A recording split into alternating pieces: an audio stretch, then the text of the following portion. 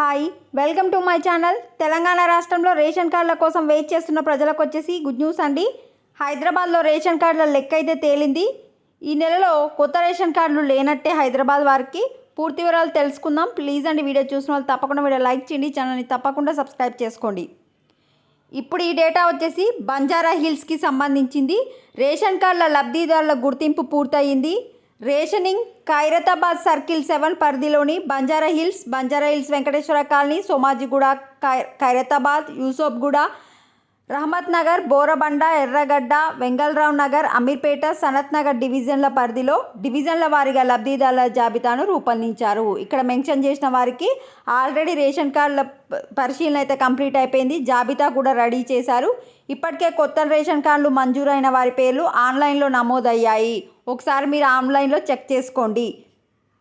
ప్రభుత్వం నుంచి green signal రాగానే వీరికి ఆహార భద్రత కార్డులు అందజేస్తారు.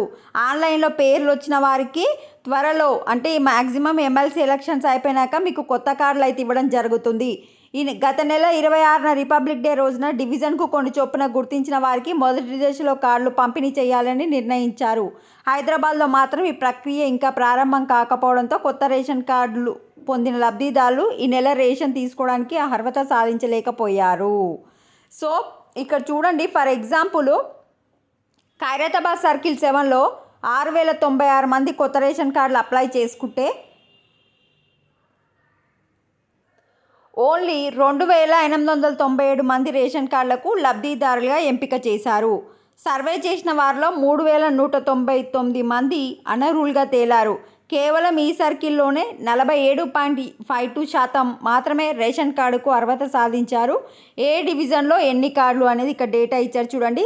అమీర్పేటలో వచ్చేసి 205 మందిని సర్వే చేస్తే 31 మందికి ఇచ్చారు. సనత్ నగర్లో 482 సర్వే చేస్తే 236, ఖైరతాబాద్ 540 మందికి సర్వే చేస్తే 211. ఈ విధంగా ఏ సర్కిల్లో ఎంతమందిని సర్వే చేశారు, ఎంతమందికి కార్డులు వచ్చాయైతే డేటా ఇవ్వడం జరిగింది. ఒకవేళ మీకు కార్డు రాకపోతే మళ్ళీ అప్లై చేసుకోండి. మీ ఇంటికి సర్వే వాళ్ళు రాకపోతే వచ్చేస్తారు. మార్చ్ 31 లోపు ఈ ప్రక్రియ అనేది కంప్లీట్ అయిపోతుంది.